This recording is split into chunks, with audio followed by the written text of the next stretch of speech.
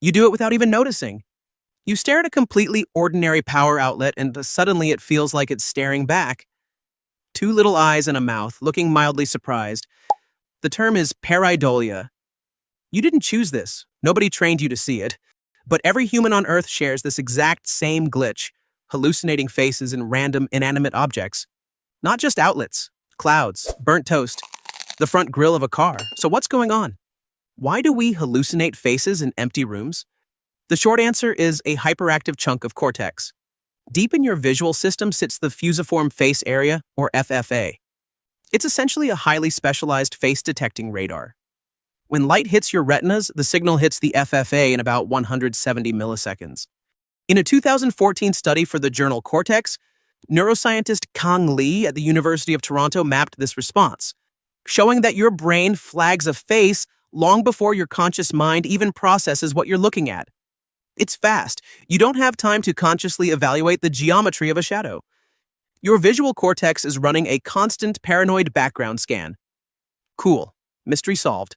Except that doesn't explain why the radar is so violently broken. We don't just see vague shapes. We assign them intent. Think of it as an unavoidable evolutionary tax. 100,000 years ago, missing a face hidden in the brush meant you were lunch. Seeing a tiger face in a bush that wasn't there just meant you jumped for no reason and felt a little silly. False positives are cheap. False negatives are fatal. In his 1995 book, The Demon-Haunted World, astronomer Carl Sagan argued that this hyper-vigilance kept our ancestors alive through brutal selection. We evolved to be pattern recognition machines with a dangerous hair trigger. But nature didn't bother to install an off switch. You inherited the survival instincts of a deeply paranoid ape, which is precisely why your brain now perceives a mortal threat from a slightly misshapen potato chip. Because it gets worse. Your brain doesn't just recognize a geometric pattern of dots and lines. It instantly assigns an emotional state. The power outlet doesn't just have geometric holes. It looks surprised. A cheese grater looks violently aggressive. A mailbox looks uncomfortably cheerful. In a 2020 paper for Nature Communications, cognitive scientist Susan Wardle at the National Institutes of Health showed that pareidolic objects actually engage the exact same emotion processing networks as real human faces. You're literally reading the mood of your household appliances. The emotional tagging happens instantly. Your amygdala lights up before logic can intervene. And here's where it gets stupid. We don't just assign them emotions, we assign them a specific demographic. When you see a face in a piece of luggage or a textured tree trunk, your brain automatically guesses its gender. And it's wildly, almost exclusively biased. Wardle's 2022 study for PNAS also found that humans overwhelmingly perceive illusory faces as male. It's a massive default bias in our visual processing pipeline.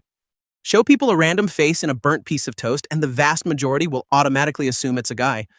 Why? The working theory is that an unknown male face historically represented a much more immediate physical threat in primate hierarchies. Your brain defaults to the most dangerous possible assumption. Better to assume the angry-looking coffee maker is a hostile male rival, just in case you need to fight it. This isn't just a human software error. It's a fundamental primate hardware flaw. We used to think pareidolia was tied to our complex social structures, something completely unique to our heavily socialized, highly complex human brains. We were dead wrong. In a 2017 paper for Current Biology, behavioral biologist Jessica Taubert tracked the eye movements of rhesus monkeys. She showed them pictures of completely inanimate objects, some with face-like configurations and some without. The monkeys stared significantly longer at the objects with faces. Their eyes darted back and forth between the fake eyes and mouth, just like ours do. The glitch predates humanity by millions of years. We dragged this bug all the way up the evolutionary tree. Your brain is basically a highly flawed prediction engine. It doesn't passively receive light from the outside world. It actively guesses what's out there. And it absolutely hates being uncertain. When visual data is noisy or ambiguous, the brain forcefully imposes a known template over the static. In a 2009 paper for the journal Neuroscientist, psychologist Nauchin Hajikani at Harvard Medical School published research showing that we process these fake faces in the exact same rapid timeline as real ones, bypassing rational thought entirely. But here's the catch. Your expectation dictates the hallucination. If you're told a blurry photo contains a face, you'll see it. If you're stressed, isolated, or sleep-deprived, the false positive rate spikes dramatically. You literally conjure ghosts out of static just to feel grounded, which raises a different, dumber question. If our brains are this desperate to see faces in the dark, why don't we see them literally everywhere all the time? The answer is that you have a secondary inhibitory system working overtime to cancel out the garbage. Your frontal cortex is constantly auditing the visual cortex's relentless panic attacks. The fusiform area screams about a face in the corner, and your frontal lobe has to step in a fraction of a second later to say, "No, idiot, that's just a mop." When that inhibitory system breaks down, like in certain neurodegenerative diseases, extreme fatigue or sleep paralysis, which roughly 8% of people experience at least once, the visual noise takes over entirely. They never stopped. You're just constantly filtering them out of your reality. We actually managed to recreate this exact mental illness in silicon.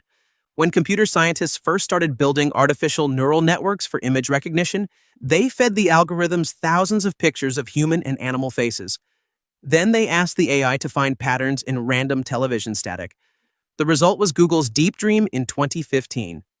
The AI started aggressively hallucinating grotesque swirling networks of eyes and dog faces in completely empty landscapes. We built a machine to see the world, and we accidentally gave it severe pareidolia. It turns out that any pattern recognition system, whether biological or artificial, inevitably becomes haunted by the exact things it's trained to look for. It demands a face, so it builds one. But the real twist isn't that we relentlessly hallucinate faces in random objects. It's that we're equally capable of doing the exact opposite.